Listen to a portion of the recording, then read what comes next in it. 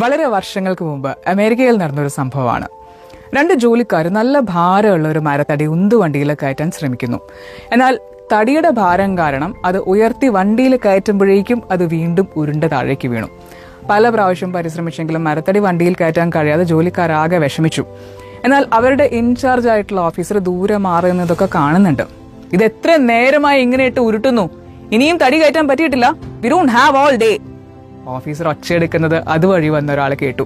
വീണ്ടും തടി ഉരുട്ടിക്കയറ്റാൻ കഷ്ടപ്പെടുന്ന ജീവനക്കാരുടെ ദയനീയ സ്ഥിതി കണ്ട് കുതിരപ്പുറത്തിരുന്ന ആ മനുഷ്യൻ ഓഫീസറോട് ചോദിച്ചു, ഹേ, നിങ്ങൾ ഒരു കൈ സഹായിച്ചാൽ ആ തടി വണ്ടിയിൽ കയറില്ലേ? നിങ്ങൾക്കെന്താ എന്നെ കണ്ടിട്ട് മനസ്സിലാകുന്നില്ല? ഞാനൊരു കോർപ്പറലാണ്, ഒരു ഓഫീസർ, എനിക്ക് ഈ പണിയൊന്നും ചെയ്യേണ്ട ആവശ്യമില്ല. ഇത് കേട്ട 60-നോടടുത്ത ആ മനുഷ്യൻ ഒന്നും പറയാതെ കുതിരപ്പുറത്ത് നിന്നും ചാടി ഇറങ്ങി. അദ്ദേഹം വേഗം ചെന്ന് ആ ജീവനക്കാരോടൊപ്പം കൂടി തടി ഉരുട്ടി വണ്ടി കയറ്റി. ഒരു നന്ദി പോലും കേൾക്കാൻ നിൽക്കാതെ അയാൾ തിരക്കിട്ട് കുതിരപ്പുറത്ത് കയറി ഓടിച്ചു പോവുകയും ചെയ്തു. അടുത്ത ദിവസം ആ നാട്ടിൽ ഒരു സ്വീകരണം നടക്കുന്നുണ്ടായിരുന്നു. അമേരിക്കയുടെ ആദ്യത്തെ പ്രസിഡന്റായി തെരഞ്ഞെടുക്കപ്പെട്ട ജോർജ് വാഷിംഗ്ടണിനുള്ള ഒരു പൗരസ്വീകരണം. ആ ചടങ്ങിൽ നമ്മൾ മുൻപ് കണ്ട ആ ഓഫീസറും പങ്കെടുക്കുന്നുണ്ട്. സ്വീകരണം ഏറ്റുവാങ്ങാൻ വേദിയിലിരിക്കുന്ന വാഷിംഗ്ടനെ കണ്ടപ്പോൾ ഓഫീസർ ഞെട്ടി.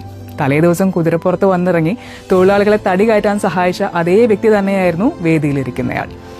ഒരാൾ ജീവിതത്തിൽ എത്രത്തോളം വലുതാണ് എന്ന് നമ്മൾ തിരിച്ചറിയുന്നത് അയാൾ തന്നെത്താൻ ചെറുതാവാൻ തിരഞ്ഞെടുക്കുന്ന അവസരങ്ങളിലൂടെയാണ്, അല്ലെ? വലിയ മനുഷ്യർക്കേ ചെറുതാവാൻ കഴിയൂ.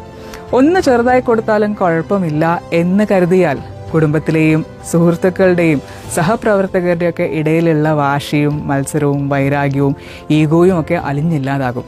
പലപ്പോഴും ഒന്ന് ചെറുതായാൽ സത്യത്തിൽ നമുക്കതിലൂടെ സന്തോഷവും സമാധാനവും ജീവിത വിജയമൊക്കെ രുചിച്ചറിയാൻ സാധിക്കും എന്ന് അനുഭവിച്ചവർക്കറിയാം.